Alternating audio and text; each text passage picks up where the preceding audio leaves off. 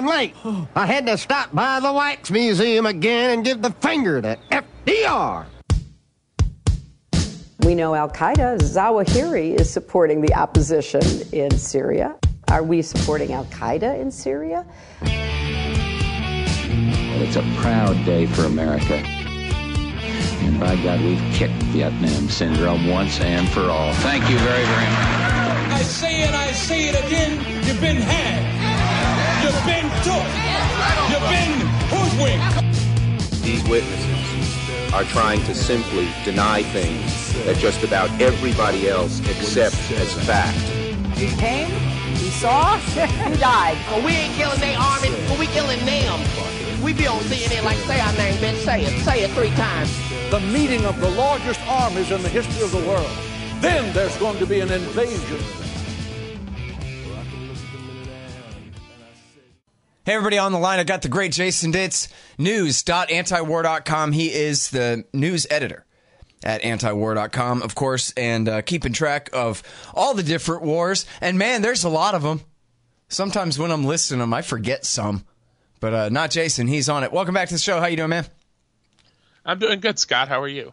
I'm doing real good. Appreciate you joining me here. Hey, so Idlib province, this is where the last of the Al-Qaeda guys are, and I guess Arar al-Sham and whoever else up there in the northwest of Syria, the last holdout of the American, Saudi, Israeli, Turkish, CIA, Al-Qaeda forces there.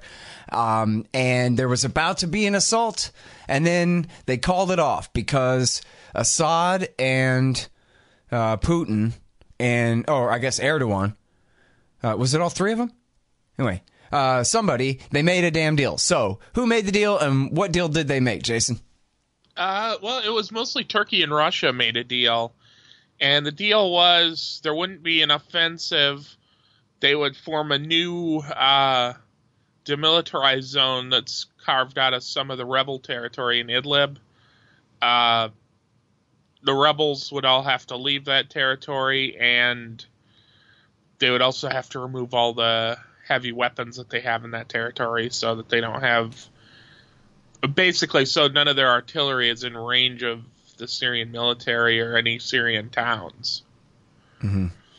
And so, I was talking with Patrick Coburn, and he was saying that the more Turkish-sponsored, not directly Al-Qaeda forces were in positions in the south, and the Al-Qaeda forces were closer to Turkey? Or maybe I have that the other way around.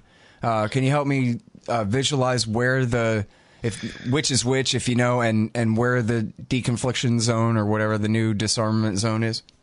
Well, my understanding is there are kind of 3 groups. There's one Islamist group that's not Al-Qaeda, but is basically Al-Qaeda. They're kind of an Al-Qaeda-like umbrella group that is right where the demilitarized zone is going to be. Mm-hmm. And then there's that's Arar al-Sham or something different?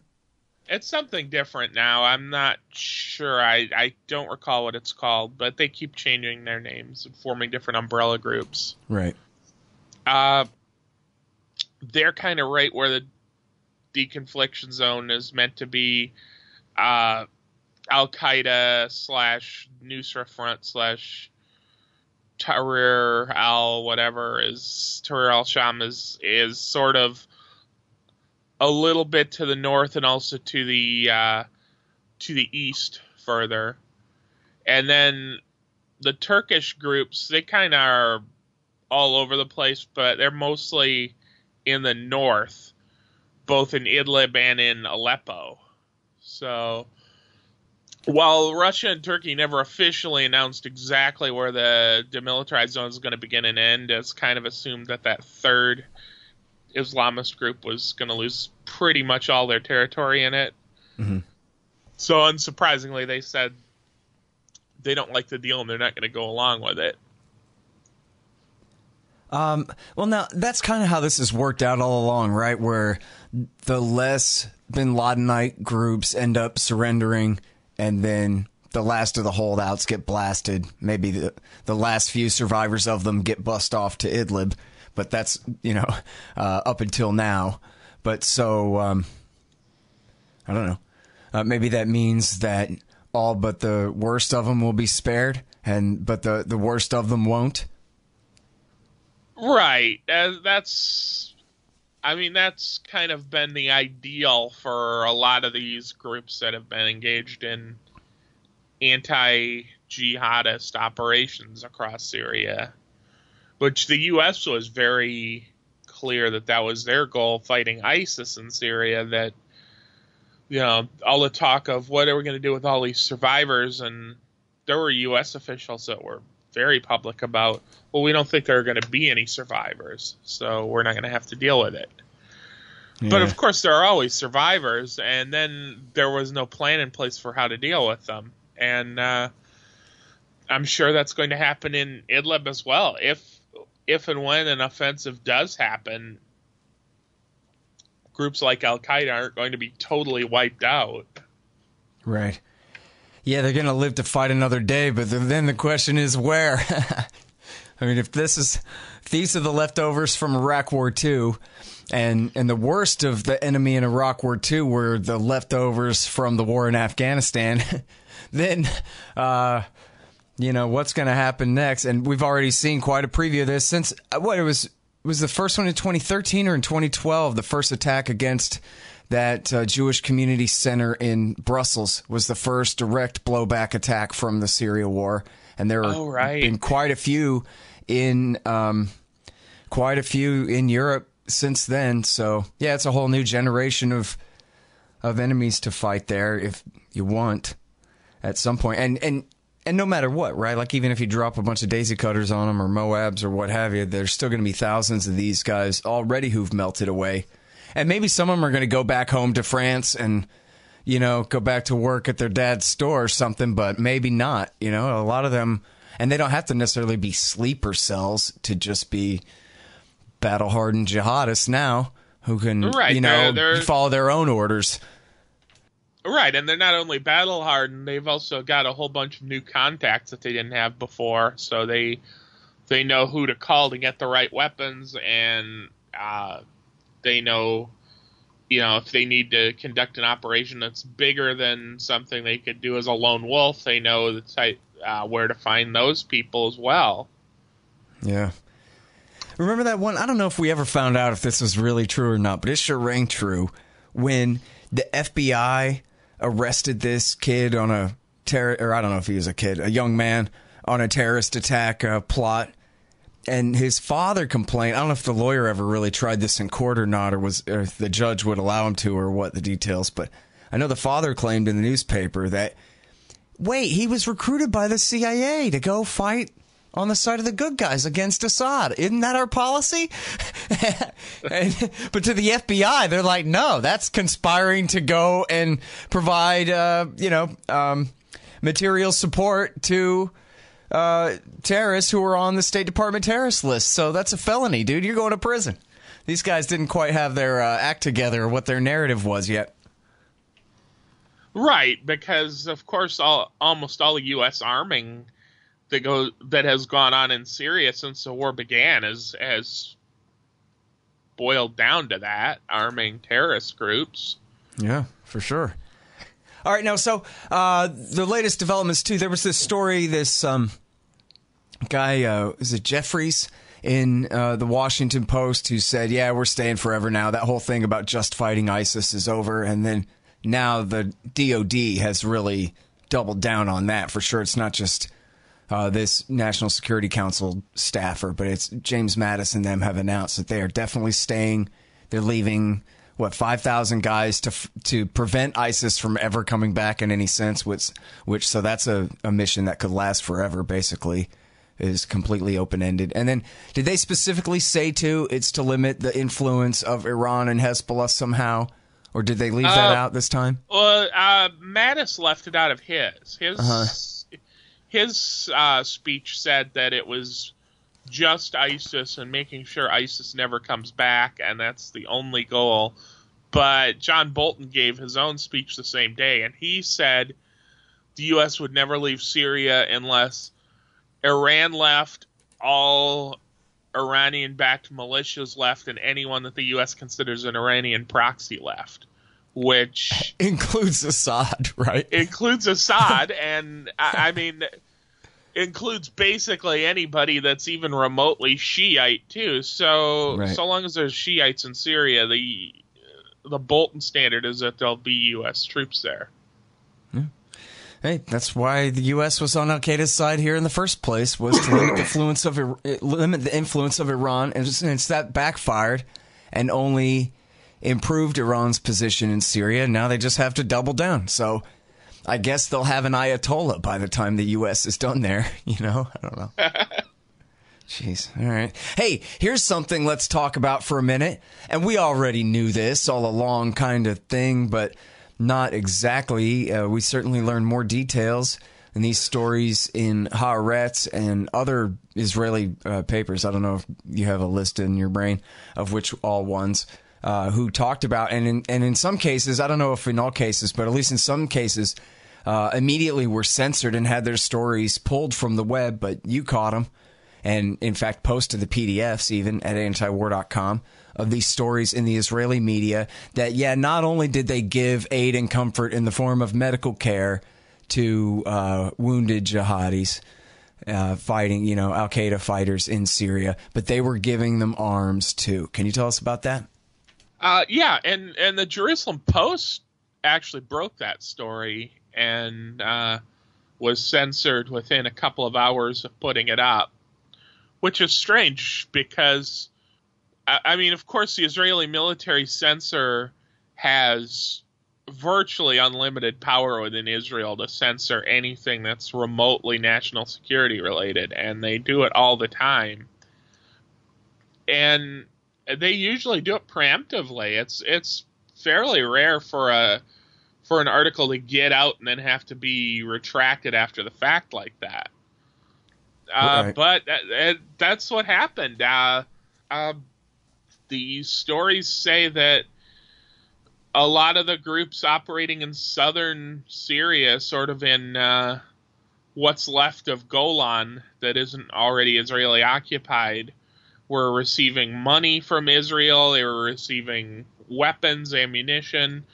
I mean, basically, some of these groups were wholly on the payroll of the Israeli government as part of their Syria aid program, which Israel's been bragging about as providing food and medicine, but clearly was also providing arms. And I think it explains a lot of Israel's military policy along the Syrian border, too, because Israel's pretty much from the start of the war till now claimed they're totally neutral in Syria. They don't care who wins. Although every once in a while someone lets slip, we kind of are hoping ISIS wins rather than Assad or something like that. The official position is always neutrality. And then, but this would explain why when certain rebel groups come under attack, or used to come under attack along the Israeli border, Israel would find a pretext to start firing missiles at Syrian military bases in the area. Mm-hmm. Yeah, they always say that they're trying to keep arms from Hezbollah or something like that, right?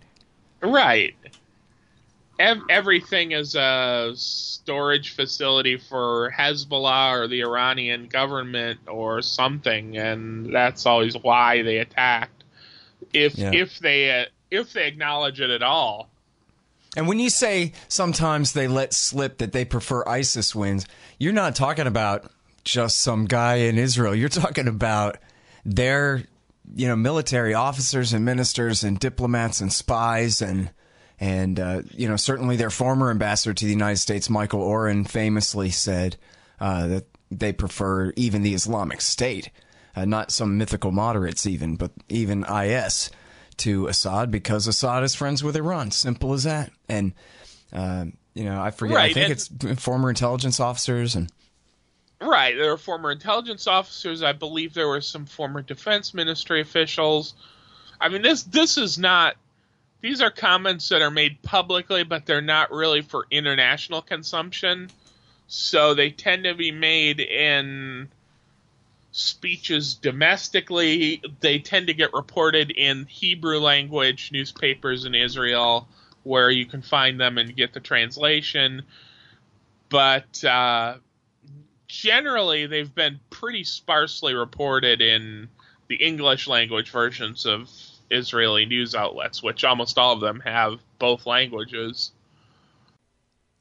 The Scott Horton Show is brought to you by books, particularly Kesslin Runs, a new dystopian novel about the very near future by the great Charles Featherstone. Kesslin Runs. Also, No Dev, No Ops, No IT by Hussein Badakhshani, and The War State by Mike Swanson, about the rise of the military-industrial complex in America after World War II. He also gives great investment advice at wallstreetwindow.com. And when you follow his advice, you'll want to get some precious metals, gold and silver and etc. from Roberts & Roberts Brokerage Inc. That's at rrbi.co. rrbi.co. Also, check out Zencash at zencash.com or zensystem.io. It's a great digital currency, but it's also a messaging app and a document transfer app and all kinds of great stuff, too. Learn all about it at zencash.com. And then there's Tom Wood's Liberty Classroom. If you sign up from the link on my page at scotthorton.org, I'll get a little bit of a kickback there. And check this out. Speaking of scotthorton.org, if you'd like expanddesigns.com to build you a new 2018 model website, go to expanddesigns.com/Scott and you'll save $500. Also, don't forget thebumpersticker.com. Stickers for your band or your business at very reasonable prices. High quality stuff there. It used to be my company back when. Thebumpersticker.com. Yeah.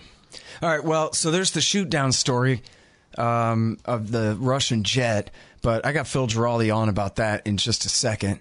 And so I think I'll save that time and skip to... Oh, and then also there's the Avaz terrorist attack, which is... Maybe we'll get back to that in a minute, but I'm going to interview Trita Parsi about that, so we can save time on that. I want to ask you about Afghanistan and, I guess, Yemen and other things. But first of all... Oh, and Somalia, man, you have this great story. But let's do that first, and then we'll do Afghanistan. U.S. airstrike kills 18 in southern Somalia. Tell me everything you know about that. Well, unfortunately, we don't know a ton about it. It's one of those very common U.S. airstrike in Somalia stories that comes out of a statement from African Command, where they say U.S. troops came under fire. They fired, they had a drone strike in the area, and they killed 18 people. All of them are militant al-Shabaab terrorist members. But they provide so little detail. You know, this U.S. troops came under fire is just sort of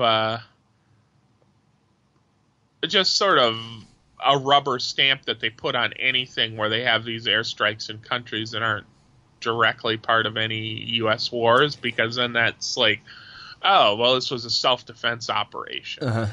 Yeah, does it have its own acronym yet when they use that? That's funny, because, of course, it just means that they put themselves in harm's way anyway, right? Like, even if you take it at face value, it's not like they're just sitting at their base camp minding their own business in somebody else's country. They're wandering around the Somali desert, and they think they got shot at, but nobody got shot, which is another thing that, for all the times that U.S. troops get ambushed in southern Somalia, it's remarkable how few of them result in any U.S. casualties. Well, you know, it's like they almost never hit anybody. But then these airstrikes, they kill, a dozen or 18 in this case people. But they don't provide any information on who they targeted or where they were or how they know that they're al-Shabaab. It's very unlikely that a fast hit-and-run group of fighters out in the desert was just, took a couple pot shots at the U.S. and is just standing there waiting for a drone to fly by. Right. So usually this means, well, it turns out they bombed the closest building that they think might be al-Shabaab, but whether it is or not, often we don't find out for weeks. Sometimes we never find out. And in the past, we've had cases where, the bombs killed half a dozen civilians, but the official statement's already out there that, everyone killed was al-Shabaab, and then the U.S. will stick to that story. And it's kind of then becomes a fight between different parts of the Somali government to either clarify what happened or to refuse to. Yeah.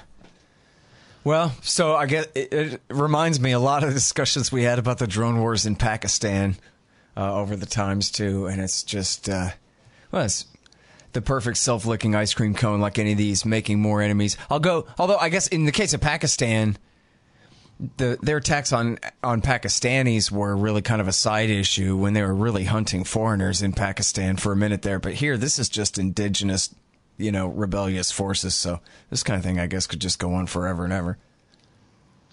Yeah, and it largely has gone on forever and ever. I mean, 12 years. Yeah, this whole story of the Somalia, I don't know, do they still call themselves the transitional federal government in Somalia, or have they just stripped that off? Yeah, they might have dropped transitional now, but yeah. This is the same one, though. Yeah, they started off as just a bunch of guys that were hanging out in a hotel in Kenya and decided that they should be the government of Somalia. And they stayed in that hotel pretending to be a government until the hotel kicked them out. and then they had to go to Mogadishu and try to convince some international force to back them up. And then Condoleezza Rice bought it. It was like, okay. Right, and slowly but surely then you start seeing, they control this neighborhood in Mogadishu, they control that neighborhood. Eventually they got the whole city. And al-Shabaab took it from them for a little while, I guess, right? Right. Yeah. Dirty Wars, Jeremy Scahill, page 222. It's pretty easy to remember. So he has there about Sheikh Sharif, who was the head of the Islamic Courts Union, the nominal head of it. It was a nominal government in the first place. But that when time was up on the Bush regime and they had to leave in 2008, Condoleezza Rice, same difference. They all look alike to me. Condoleezza Rice made a deal where she said, Sheikh Sharif, you can be the leader of the new government. I don't know if this is the same hotel guy that you're talking about or his buddies or what, but you can be the leader, but it has to be in the form of the transitional government. It can't be the Islamic Courts Union. It has to be the government we've created for you. But then the State Department person is rationalizing that, well, at least we took him down a peg or something like that. Like, man, and they did the whole war and they ended up keeping the same guy. And he lasted until 2012. So, all right. Afghanistan. Bombings, more bombings than at any time since the height of the surge in 2011, right? Right. We saw, of course, Obama sort of dialed back the airstrikes for a while near the end of his term in office. And then with the focus on fighting ISIS in Iraq and Syria, that's where a lot of the U.S. planes were committed. But with Mosul falling, with the last few ISIS cities in Syria falling, suddenly we had a whole bunch of planes that didn't have any cities to bomb. So we quick relocated them to Afghanistan so they could be part of that escalation. And with the Taliban controlling, I've seen estimates of 30-40% of the country just outright Taliban controlled, that there's plenty of targets to bomb, and they're not any better at bombing those than they are at anything else. So of course you see a huge increase in bombings, and you see a huge increase in the number of civilians getting hit in U.S. bombings. Yeah. By the way, everybody, I mean, I think you dig it that every one of these topics, they're all at news.antiwar.com. This one is called UN Alarmed by Spike in Afghan Civilian Casualties in U.S. Airstrikes. And, you know, not to go back and quote myself or anything, but to quote Mike Flynn, who was, the guy everyone knows, Donald Trump's very controversial first national security advisor there. Noted Iran hawk and everything. He was Stanley McChrystal's right-hand man when they were implementing the counterinsurgency doctrine. And the kind of entire basis of the argument was that, look, if we're just hovering around in the air with drones and planes, B-1s doing circles and dropping bombs on people, then we don't really know who we're killing. And so we're just driving regular Joes into this armed militia movement against us, And so he ridiculed that policy of minimal troops and maximum air power as anti-insurgency, which is counterproductive and horrible and wrong. And then, of course, the second part of the argument does not follow, but the rest of his argument was that's why we need a surge, so that when we have 100,000 troops on the ground, they'll have a much better idea of who to kill and who not to kill, and then that'll work better, which, of course, that part is crazy and wrong and even more counterproductive. But his criticism of what he called anti-insurgency sure does seem right, never mind the morality of, tearing human beings to little pieces with high explosives, but like you're saying, you just escalate an air war like this, well, you're going to necessarily escalate civilian casualties in response. And what good has it done this whole time? Except to make the Taliban stronger, to make the enemy stronger in reaction. It never does really take them out, does it? They just, recruit 10 more kids for everyone that gets killed. And in recent months, the focus has been so heavily on body count in Afghanistan that the fact that a lot of them turn out to be civilians really never gets into Pentagon reports anyway, so it sort of doesn't matter to them that talk about that worse. When you say increasing importance of body counts, you had a story about that recently, and you mean something specific by that. Right. And early in the Afghan war, and by early, I mean roughly the first 15, 16 years of the Afghan war, all the top Pentagon brass, all the commanders and everything were very clear about not wanting to emphasize body count. How many Taliban are we killing? How many people are we killing in Afghanistan? And the specific reason was because that's what we did in Vietnam. We emphasized, we killed this many people in this attack and this many people in this attack. And it's not very good PR. It comes off as very ghoulish to make your main metric how many bodies you're piling up in an air war. And so they decided, well, we're just not going to do that. Well, it kind of turned out to be meaningless, too. It turned out that it was the wrong metric to measure, right? That, like, if you're trying to pacify the population of the South, you're trying to win over their hearts and minds while just putting down this supposedly narrow VC, Viet Cong insurgency, then blasting the hell out of everybody is actually not a very good way to accomplish that. So right, and they pretend like these are completely consistent means and ends, but it doesn't seem like it really.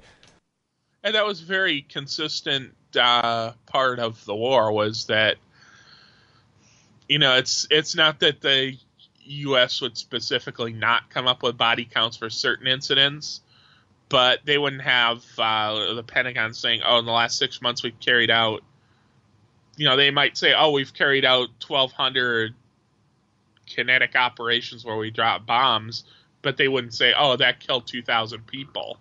They just wouldn't say that. And whether they knew it or not is, I guess, another question. But in the past... And saying it up the chain of command as a success to the generals and the civilians is one thing compared to giving it directly to Walter Cronkite and the media for public consumption, too. Right. But, yeah. But that's changed in the last few months, and it seems like it's changed specifically because President Trump is starting to sour on the war. He kind of wasn't thrilled when he announced the escalation in 2017 in August. He kind of made it clear his first impulse was just to pull out.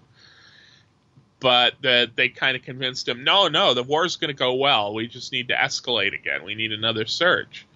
So they got another surge, and things are going worse than ever. But they think that with Trump, body count might sell it for him. That it's like, oh, well, yeah, but we killed like thousands of people in that time. So it's not like we didn't do anything. You know, maybe we were losing more territory, and maybe the Afghan governments got higher than ever military casualties, but at least we're killing a lot of people. Right. Well, take it for what it's worth, and I don't know what it's worth, but in the Woodward book, the new one, Fear, Donald Trump, and hey, it sounds like something he would say. Donald Trump says, all you guys are doing is killing people, so why do you need a strategy for that? You don't need a strategy to kill people. So in other words, just, increase the bombing, increase the raids, find the guys and shoot them and kill them, and then at some point, they'll run out of bad guys and we'll have won the thing, right? Like, what's the flaw in the logic there? Let's do this. So, right, and that's been the assumption for American wars for the past several years. I mean, the wars against ISIS, the wars against Al-Qaeda and the Taliban, it often comes back to these official Pentagon estimate of, oh, they've got 10,000 fighters left or 20,000 fighters left. In the ISIS wars, pretty famously, they would estimate, oh, ISIS has 3,000 fighters. Then we'd kill 10,000 ISIS guys and come up with, well, ISIS has about 6,000 fighters left. Like, they're bigger than they were when we started, but we killed all these people. Which, in Afghanistan, the reality is the Afghan government's admitted recently the Taliban's far bigger than they've ever given them credit for being. They've got well more fighters than Pentagon and Afghan estimates had. I'm kind of worried. I mean, I guess so far, right, the rule has been you can't just completely decimate them like LeMay did in Japan and just firebomb their cities and this and that kind of thing. But I'm not really sure what's stopping Trump from doing that. I mean, if he thought that was the only way out was to just go full-scale Richard Nixon Christmas bombing on him or something like that, I don't know. Right. He is Donald Trump. In the campaign, that was sort of the way he was talking about the ISIS war, was that, oh, we're just going to, the whole reason we hadn't won the ISIS war yet was because we weren't just, brutalizing the entire region, killing everyone and their families and all this stuff. So, yeah, I mean, that's certainly a notion that's floating around in his head. Whether he ever puts it into practice, hopefully not, but I guess we'll have to see. Well, one other thing that I learned in there, and this part must be true, the way it's portrayed by Woodward, is that General Kellogg, who at one point was in line to possibly be the national security advisor, that he was against the Afghan war, that he agreed with Bannon and Trump, and that he was allowed to give a presentation when they all went to Camp David and rolled him into doing it, that he was the one who gave the presentation saying, let's just quit. And that was always presented as the, porridge is too cold kind of answer. And then, of course, the too hot answer won, because the just right was supposed to be an increase in CIA death squads, and the CIA didn't want to do that and take responsibility for it. They wanted the DOD to be responsible, so they didn't show up for their own briefing. But anyway, funny thing that you got to read Woodward books, man. Even though they're kind of full of a bunch of crap, they're still entertaining, and they're tidbits of things that seem reliable and things. But anyway, useful. So, listen, I'm sorry we didn't get to talk about peace in Korea because I'm late and I got to go. But thank you very much for coming back on the show, Jason. Sure, thanks for having me. All right, you guys, that's Jason Ditz at news.antiwar.com. And I hope you guys have that bookmarked and check it every single day. And also, of course, in the front page of antiwar.com. But news.antiwar.com. All the wars, all the time. The great Jason Ditz. All right, y'all, thanks. Find me at libertarianinstitute.org, at scotthorton.org, antiwar.com, and reddit.com/Scott Horton Show. Oh, yeah, and read my book, Fool's Errand, Time to End the War in Afghanistan, at foolserrand.us.